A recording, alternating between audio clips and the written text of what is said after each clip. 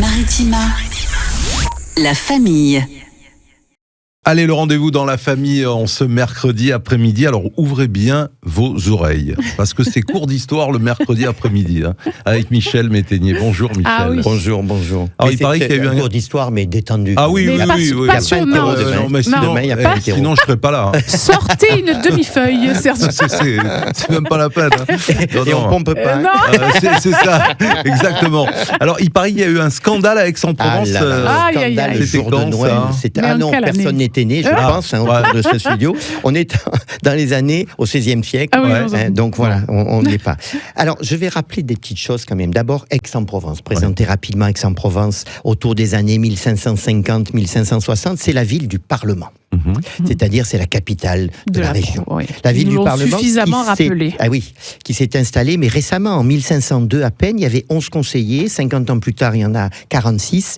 Mais c'est vrai que tout passe par le Parlement. Alors, ce Parlement, il habite le palais comtal, là où il y a aujourd'hui le palais de justice, puisqu'il n'y a plus de comte depuis longtemps. Et donc, ce Parlement, c'est lui qui fait un peu la loi et le beau temps. C'est la cour de justice. Il y a également la cour des comptes qui est là. Et puis, le gouverneur de Provence loge au palais comtal, donc à côté du Parlement. Ça, c'est le premier élément de cette ville. Le deuxième élément, c'est la cathédrale. Bien évidemment, Aix-Archevêché, la cathédrale, c'est Saint-Sauveur. On a 20 chanoines, et c'est eux qui ont l'autorité religieuse dans le coin. Et donc, il y a 2 paroisses à l'époque. C'est tout petit. C'est Saint-Sauveur et Sainte-Madeleine. Voilà, donc et on a le responsable religieux, c'est l'archevêque, qui est, et ça, c'est intéressant, c'est l'homme de la religion, mais c'est l'homme du roi. Ah. Et oui, un exemple, Pierre Filleul, qui était archevêque, il était donc de 1506 à 1541 évêque d'Aix, mais il était, alors ça c'est lieutenant du gouverneur du roi. Et il était conseiller au Parlement, donc il avait toutes les casquettes politiques, religieuses et royales.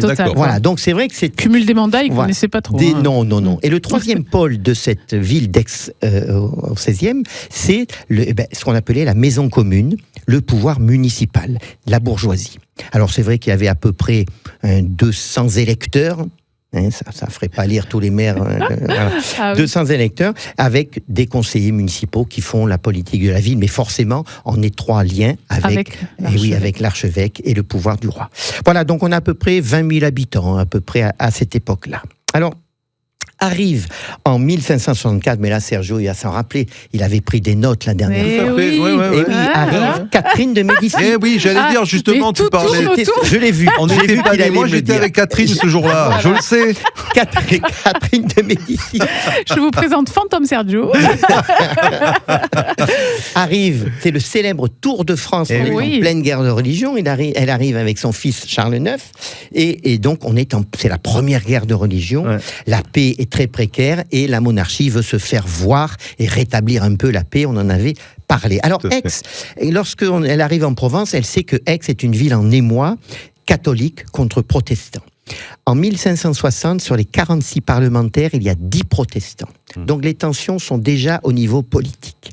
Et puis il y a un épisode célèbre qu'on appelle à Aix l'épisode du pin de Génas. C'était un arbre, un pin qui était à la sortie, en gros, en haut du cours Mirabeau, pour voir clair. Et on y pendait les protestants. Oui. Il y avait un protestant qui faisait donc un peu à l'écart des messes, etc. Les Aixois la prennent et on va pendre dans ce jardin avec ce pin, on va pendre des protestants. Donc c'est une ville qui reçoit la reine, c'est très tendu. Voilà. Et il y a également un évêque qui est très tolérant vis-à-vis des protestants. Et ça ne peut pas marcher à Aix. Cet évêque, il s'appelle Jean de Saint-Chamond. Il est évêque depuis 1551. On ne sait pas d'où il vient. On ne sait toujours pas d'où il vient. Voilà, on ignore tout sur sa carrière antérieure. Il y a eu magouille. Voilà, les historiens, moi j'ai lu qu'il était entré sans vocation dans la carrière ecclésiastique. Donc voilà, il n'est pas très motivé par la religion, mais il devait avoir le bras long puisque il est nommé par le roi. Il était premier dans un concours de circonstances. Mais il arrive. Et sauf qu'il est suffisamment indulgent auprès des protestants et ça ne plaît pas du tout aux Aixois.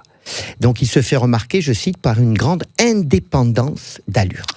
Et il est dénoncé. bien évidemment, vieille pratique française. Il est dénoncé auprès du pape et le pape Pie V prend la décision claire et nette. Alors, ils étaient une petite dizaine dans la même charrette. Eh bien, le pape dépose notre évêque d'Aix-en-Provence et il est pour cause d'hérésie. Et la signature a lieu le 19 décembre 1566. Sauf que le 24 décembre, il faut la messe. Et notre évêque... Qui va faire la messe? Eh ben, c'est lui. Les nouvelles, le 19 décembre, Rome, etc. Pas les réseaux sociaux, mais voilà. Donc, on imagine Saint-Sauveur, la population aixoise, la mairie, les notables, etc. Et il monte en chair.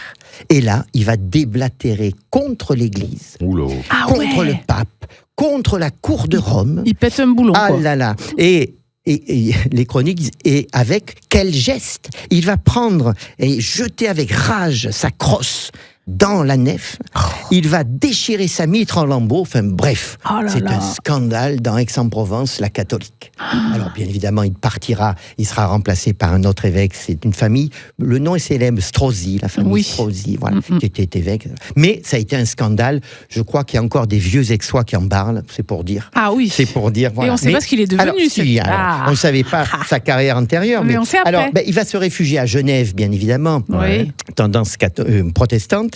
Il va se marier en 1567, et ça c'est intéressant parce qu'il va devenir, lui, ancien évêque apostat, il va devenir chef de guerre, chef de régiment. Il va revenir en France à la tête d'une armée protestante. Il va assiéger la ville d'Aigues-Mortes. Il va prendre la ville d'Aigues-Mortes aux catholiques, il va soumettre la ville et il se proclamera gouverneur d'Aigues-Mortes. Et il mourra en 1578 et il sera gouverneur. Donc voilà, il a une vie particulière. Ah ouais, quel destin. Mais les aixois lui en veulent beaucoup. Ah bah. Ils n'ont pas... Ah dis donc, scandale avec une rue là-bas, certainement. Non, je crois pas qu'il y ait... Il n'y a pas de rue. En plus, s'appelant Jean de Saint-Chamond. Alors là, non, pas possible. Eh bien, merci pour cette belle histoire encore, Michel. Je rappelle que mercredi prochain, et puis vous pourrez retrouver ce moment sur notre chaîne YouTube Maritima Média. Tout à fait. Et on se fait un petit plaisir aussi dans les leftos du week-end de retrouver cette même chronique vers 10h30. C'est le dimanche sur Maritima. Merci Michel. Merci beaucoup. Maritima, la famille.